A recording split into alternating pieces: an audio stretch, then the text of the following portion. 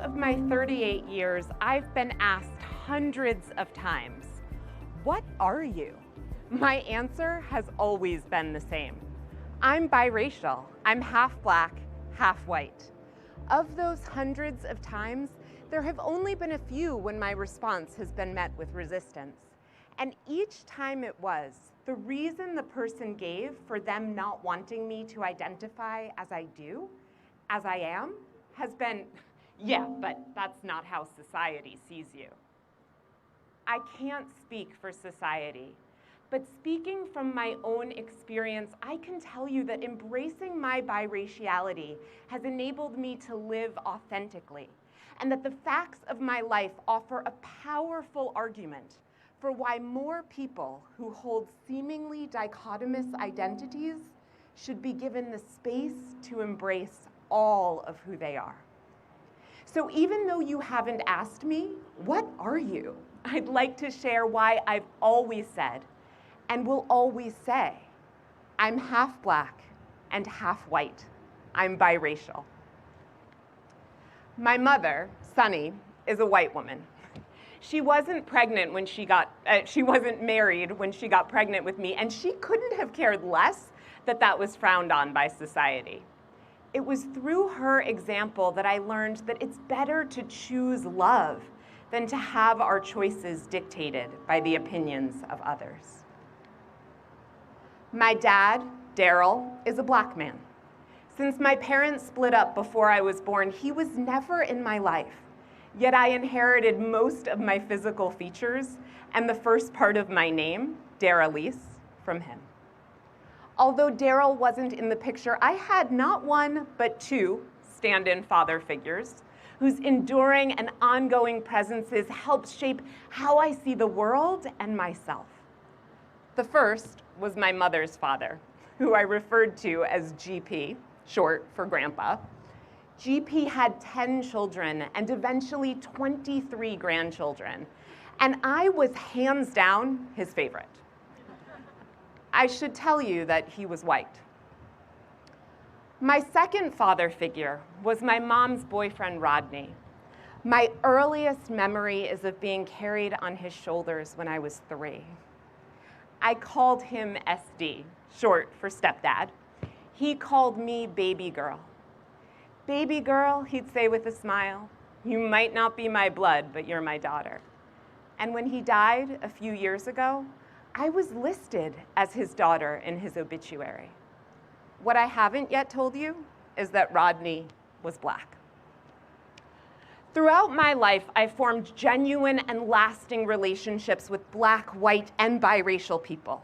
Relationships that arose as a direct result of my capacity to occupy a spectrum of spaces as a black, white, biracial person. For instance, my white mother became involved with Black Books Galore, a nonprofit organization that showcased children's literature with black and brown characters created by black authors and illustrators. And I partially attribute that early representation to my lifelong love of literature. In fact, so much of who I am today is a result of being shaped by black, white, and biracial influences and affiliations that I wouldn't have had without being both black and white, being biracial. Like visiting my white aunts, uncles, and cousins in Cape Cod, or spending time with Rodney and his relatives, or becoming an honorary family member to an affluent black family who embraced me as a third daughter and surrogate sister. Speaking of surrogate siblings, from the time I was 3 until I was 11, Mom and her white best friend Bonnie, and Bonnie's black husband Donnie, yes, their names rhymed, were inseparable, which meant that my primary playmates were Bonnie and Donnie's black, white, biracial kids. 30 years ago, when I was 8 years old, Mom, Bonnie, and Donnie joined an interracial parents and children's group that was comprised of 8 interracial couples and their multiracial kids. The purpose of the group was to see ourselves reflected in others and to spend time with other multiracial families. At one of our monthly get-togethers, the coordinators brought in experts, I guess they were experts, to talk to us about race. Parents went to one room, kids went to another, so we could feel free to share without parental scrutiny, and our parents could feel free to worry aloud about the inevitable challenges their biracial children would face because of our split racial identities. I should tell you that I've never felt challenged or split by my racial identity. And I don't believe it is the destiny of all biracial people to face racial identity challenges. Sure, some of us face them. And some of us, like me, who are afforded the internal and external safety to be ourselves, don't. Anyway, one of the first questions the expert responsible for educating our group about our racial identities asked us was, "Which race are you?" Then she went around the room and took a poll. "Black," the first child answered.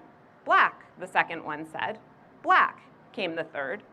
All the other 11 kids, including Bonnie and Donnie's, had the same response. I was confused by this, considering that each of them had one black parent and one white parent who were, at that very moment, just a room away. But I waited until it was my turn, and I answered, "I'm half black and half white. I'm biracial."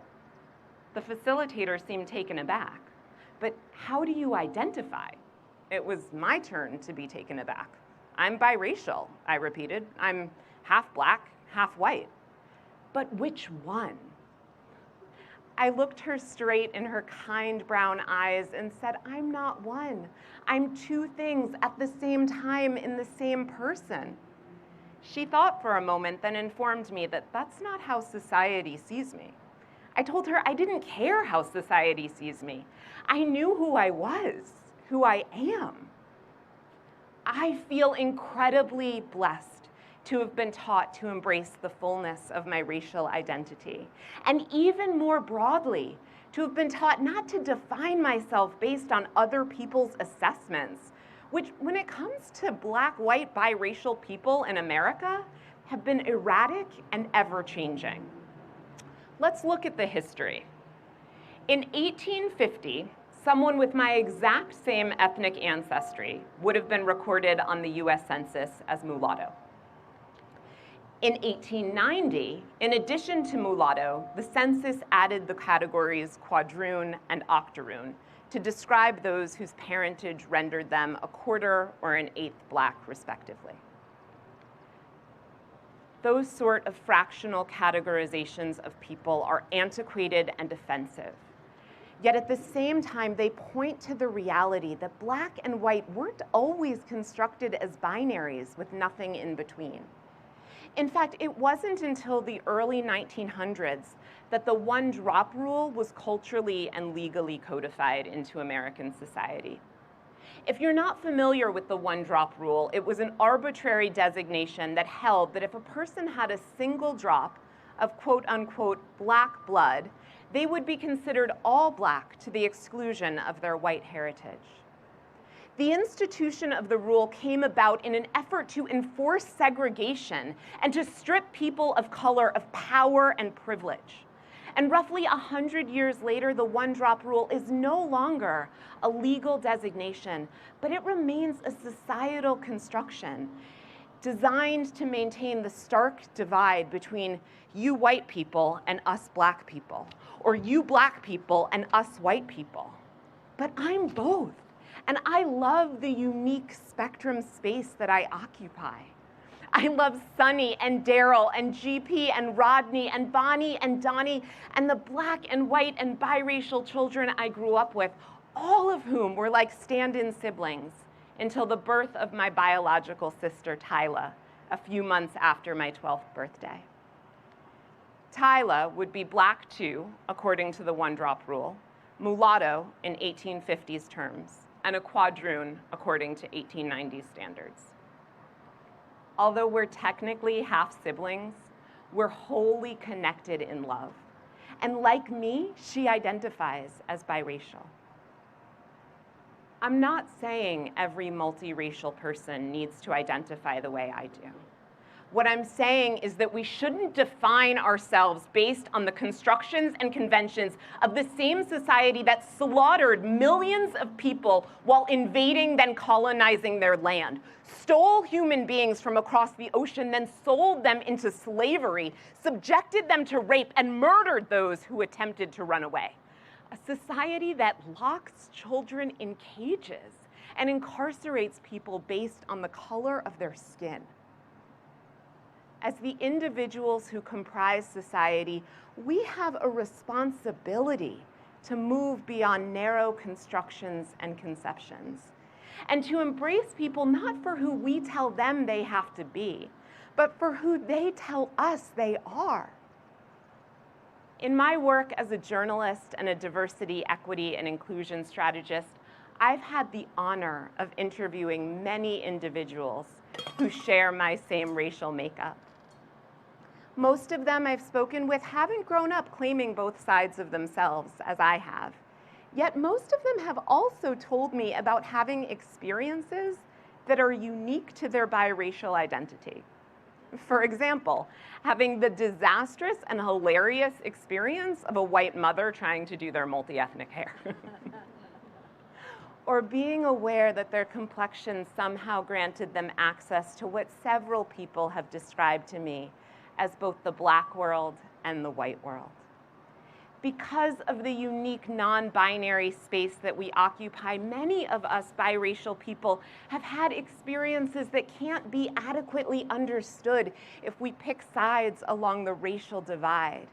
Yet more often than not, that's what we're expected to do.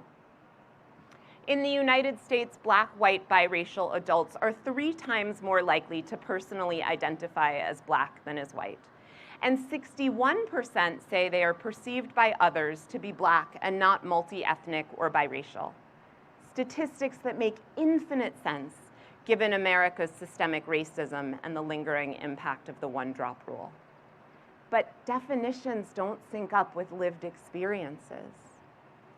Several studies suggest that those of mixed race identity are at risk for greater feelings of alienation and possible risky behavior than our monoracial counterparts, white or Black. At the same time, there's also evidence that demonstrates that many biracial Americans experience increased social capital. According to one Pew Research survey, a mere 4% of biracial people view their race as a liability, while 76% say their race has made no difference, and 19% of us report feeling that our biraciality has been an asset. You may be wondering, which is it? Does biraciality lead to positive, negative, or neutral outcomes? What if it's all and none? What if in and of itself being biracial doesn't lead to any particular outcome? And instead, each biracial person's understanding of race and how they fit within the spectrum of race has less to do with race itself than with their perceptions and experiences. We live in a society where celebrities like Halle Berry, Colin Kaepernick, and Alicia Keys have undeniable impact and influence. A society that twice elected Barack Obama. At the same time, it's also a society where a person of mixed race heritage can be shot, killed, and harmed based on other people's perceptions. A society where every day those who check multiple boxes are asked to pick one and only one. When any person is forced to deny their truth, whether by society, culture, or family, there are negative ramifications. For example, when we look at gender identity, all the evidence conclusively demonstrates that the damage people suffer due to their non-binary identity is caused not by the identity itself, but by suppression and repression. And while we still have a long, long way to go, the expanded cultural consciousness around the spectrum of gender identity has helped people to realize that individuals don't need to change who they are. Society needs to wake up and embrace them as they are. Much as defining gender in solely binary terms has been perpetuating genderism, defining race in solely binary terms is part of a system of identity denial and suppression that is keeping racism alive within the United States. That doesn't mean ignoring or denying history. I recognize that had I been born in a different time or a different geographical location, my white ancestors likely would have rejected me, or even enslaved me.